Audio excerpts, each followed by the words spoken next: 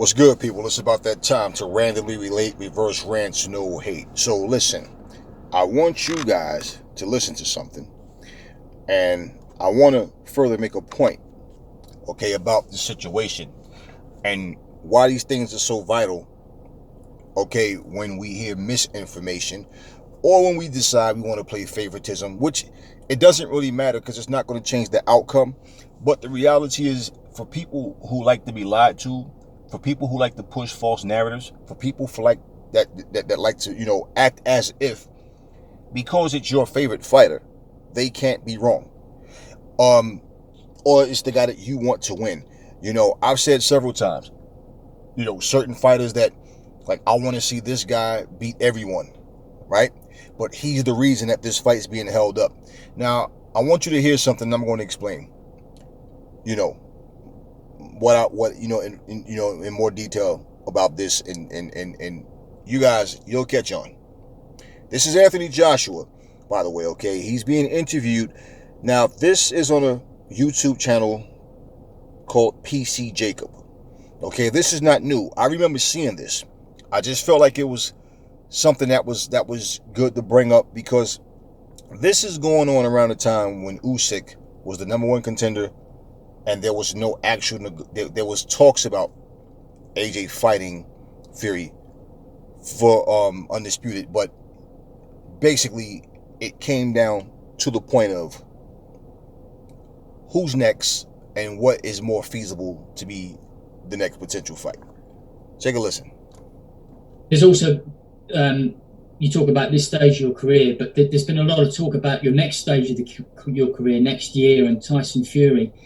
Do you expect your first fight of 2021, assuming you beat Pulev, to be against Tyson Fury, or do you think it could be against Usyk, given the arbitration, Deontay Wilder's bringing in the States to make a third fight with Fury? This was still 2020. It's interesting because I just look at the two of their career paths. When I look at, like, Fury, great talent, but I don't know whether he's coming or going. I don't know if he's going to fight Wilder, or if he's not going to fight Wilder. I don't know if he's going to fight Caballero or not fight Caballero.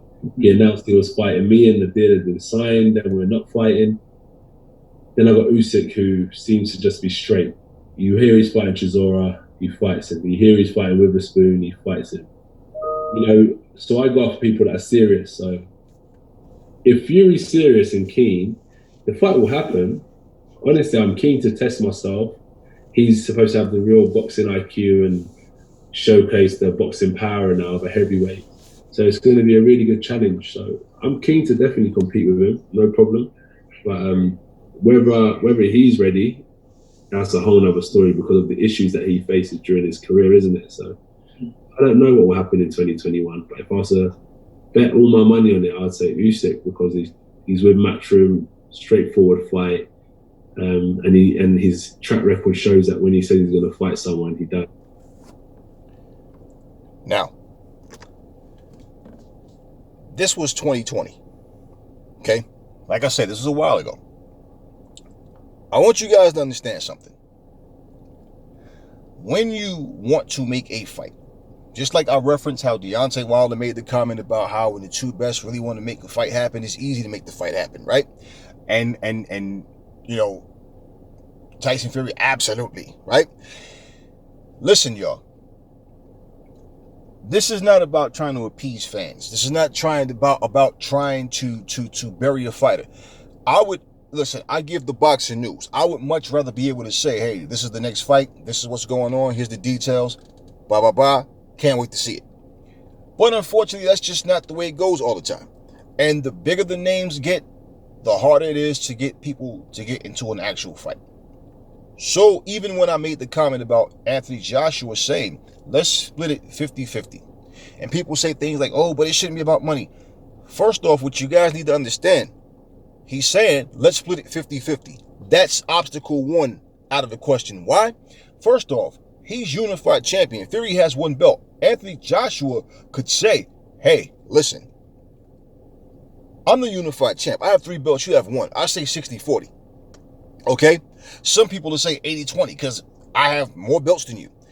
Jamal Charlo right now is not willing to fight It's not just Jamal Charlo. So it's not fair for me to say that. And I'm not trying to bury Jamal Charlo. Jamal Charlo is one of the guys I want to see win, regardless to who he fights. But Jamal Charlo, for example, didn't like the offer made by Eddie Hearn for the Demetrius Andrade fight. It's like, I'm already making that. No, it's not happening. And it's not just Jamal. Now we're hearing Terrence Crawford has now turned down the offer, or should I say the fight, between him and Sean Porter. So it's like, well, damn. Everybody's crying for Bud. Bud this, Bud that. Bud's being overlooked. Bud's this. But now, if Bud actually turned this fight down, then you got to understand, listen, it's his career. But if the money is not right, when you hear people say if it doesn't make dollars, it doesn't make sense, it's no different from you and I going to work every single day punching the clock. If the money's not right, I'm working somewhere else. Certain conditions happen. If they decrease your pay or something, you're going to put your foot down because you have mouths to feed. You have a family. This is boxing, but this is their job. Okay? At the end of the day, when I listen to Anthony Joshua say that, and I look at what's been going on, you got to understand, this is something that actually took, like, look at what happened. It came to fruition to where, look, Anthony Joshua and Eddie Hearn are not on the inside of what's going on between, or what was going on between Tyson Fury and Deontay Wilder.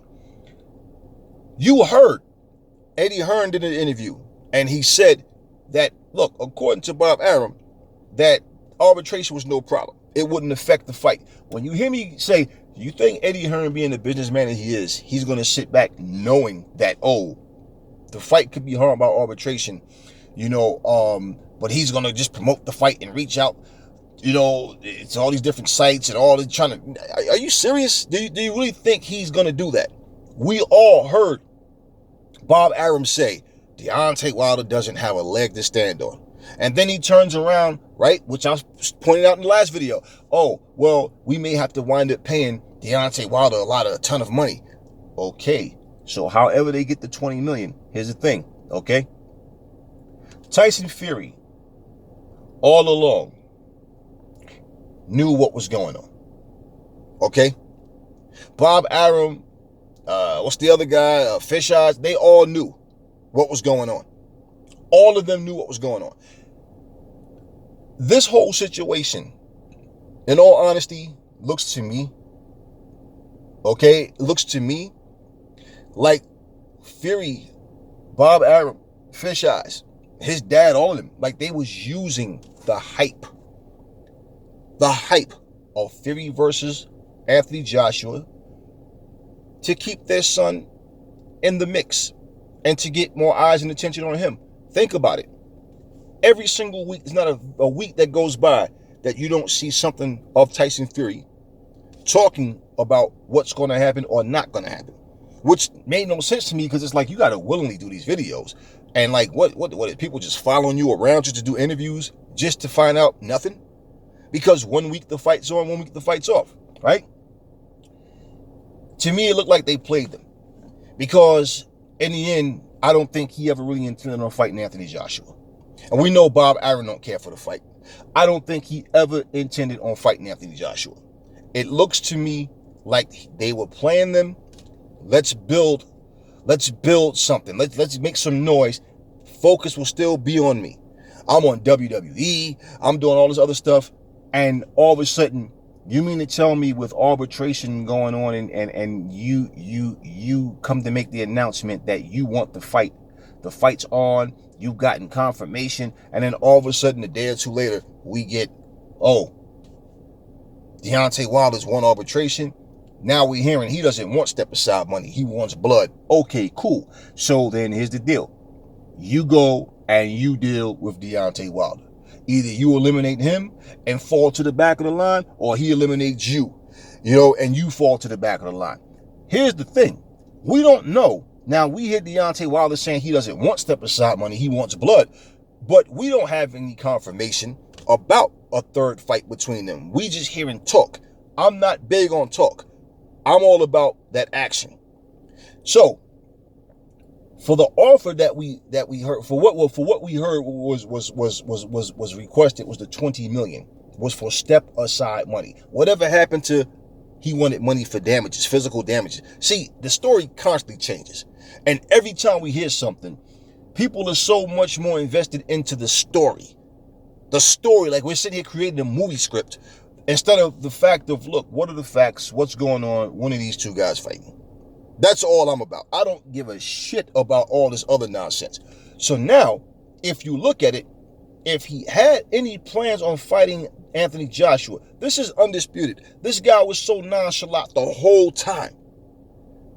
The whole time. It's, I don't want to get my hopes up higher. And, well, this and this and this and this. Now, for somebody to say, yeah, it's because he knew about arbitration. Again, so why was it just so hard to say, hey, look, right now, I got to deal with this arbitration situation, and then we'll see how things go from there. Why was it so hard to say that? No. The way he played this thing out, and then going to go make an announcement. Because, see, we don't know exactly when he was told that, hey, this is what's happening with Wilder. This is what he wants. You've lost the case. He had to be there. I'm pretty sure they didn't just write him a letter and say, oh, let me shoot you a text message. He had to know what was going on. So to make it look like, well, see, I told you guys I was in. I wanted to fight. I was ready. But then this arbitration situation just overnight happened where they came to a decision that I wasn't aware of until after I made the announcement that I got from Saudi. I think they used this to build a profile. I think it was all caps from the very beginning. This just makes no sense that all of a sudden, one day we're fighting, one day we're not fighting, then all of a sudden, great news, the fight's on. No, it's not. You're fighting Wilder in the third fight. Oops, I didn't know that. Nah. Nonsense. That's straight bullocks, and y'all know it. It makes no sense. So instead of people, looking for the truth, they want to play, well, that's my favorite fighter, so I can't say that. Doesn't change the outcome. Doesn't make anything different. Here's what I'm going to say about this fight. Like I said, Deontay better win this fight. Because Deontay, all of this crying over a year and constantly bringing up Fury, he better fight this guy, and he better win. In fact, like he said, right, he don't come to box, he come to knock you out. He better knock Fury the fuck out. Because if he doesn't, and he loses again, it's over for this motherfucker. It's a wrap for him. Because nobody's going to give a shit if you fight Dillian White now, or if you fight Ruiz. They're not really going to care. Why? Because after all of these accusations, what you're trying to prove, what your fan base is trying to prove is that Fury can't beat you fair and square because he cheated. Fury, his fan base is, no, Fury beat him, and he'll beat him again. So, for Tyson Fury to go through all of this shit, he already beat Wilder once. I mean, the first fight, Wilder was gifted that draw. I'm just saying Wilder was gifted that draw. But Wilder has more to prove. Because at the end of the day, he want to get this off his chest. He want to get that loss off his record. You know what I'm saying? He feels like Fury should have been counted out in the first fight. So all that all of this shit, he better come in there. He better come in there with both fists smoking and knock this guy out. If he doesn't, and even if I don't see him beating Fury in a 12-round decision for sure. I just don't see it, and I'm not impressed by somebody hitting mitts. And there's a lot I could say about even that, but I'm not even going to go into that. But at the end of the day, I believe Fury wanted to fight these two meatballs, like he kept saying. He want to fight somebody, he don't care who, and he want to fight twice this year. His father said the same thing. Frank Warren said the same thing. Arum said the same thing. So now we hear this, and it's like, okay, so he wanted to stay active. No problem. He hasn't fought since he fought Wilder. Wilder hasn't fought since he fought Fury. So I don't want to hear nothing about ring rust.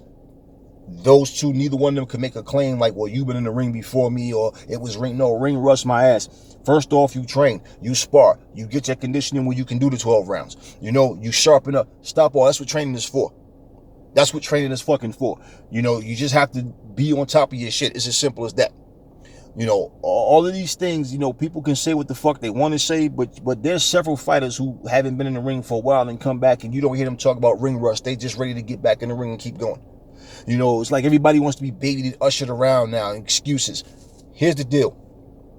Okay? And I'm going to end this video like this. I have no reason to believe anything different from what I've already stated. Team Fury was using this whole so-called campaign against Joshua to build their profile, to keep interest. He knew between, and that's why he's always talking about AJ is an easier fight than Wilder. He'll knock AJ out in 3 rounds. He said, he said he was going to knock out Deontay Wilder. He called him a bum and all that as well. He went in there, walked him down, did that much, did what he said he was going to do in that sense. We all know Wilder is not a tougher opponent than AJ. At the end of the day, you use that. You wanted to build your profile, get attention to yourself. You've done that. Now, this whole time, it looks like you were down to fight AJ. That's what it was meant to look like, but you're not actually going to fight AJ. So now, because of arbitration, that's the only reason I'm fighting Wilder. Bullocks. This was part of their little plan. And like you guys say, Fury like to play head games. Well, that was their head game as far as I'm concerned. And here's the thing, what's so funny, right? What if Fury, right? Let's just say, for example, because again, it's not like the fight's locked in, but let's just say Fury was to actually beat AJ and then fucking retire. Does Wilder get what he want? Let's say AJ beats Fury. Does he get his revenge? Does he get what he want? Because the way I see it, his revenge, he want his WBC title back, but it's more about the revenge.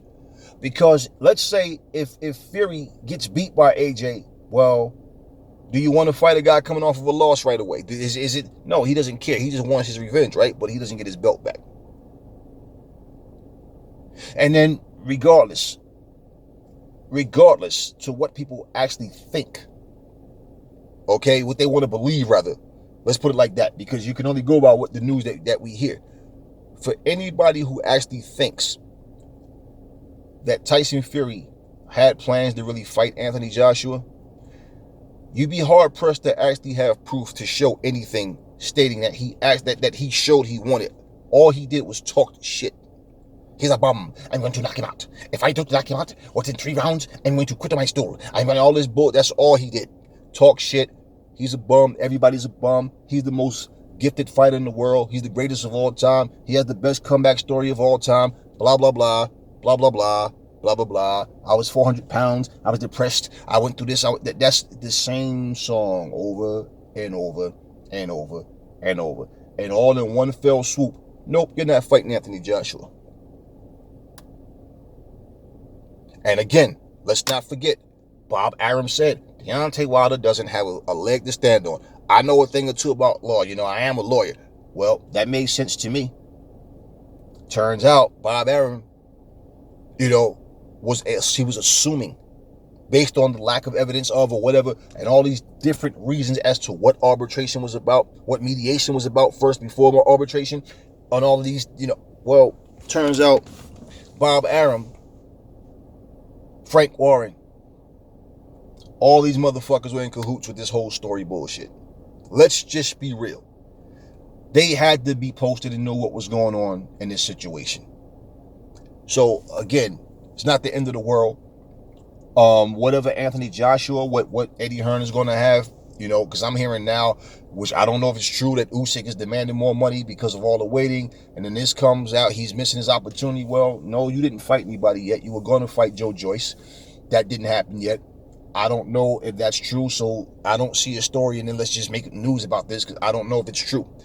But at the same time, if I'm in that same situation, I move on. I'd say fuck Fury.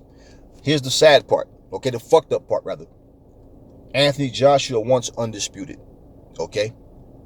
And as long as that belt's around Fury's waist, see, Fury did what we didn't want or think he would do, and that's hold that WBC title hostage, which is actually what Wilder was doing when he had it.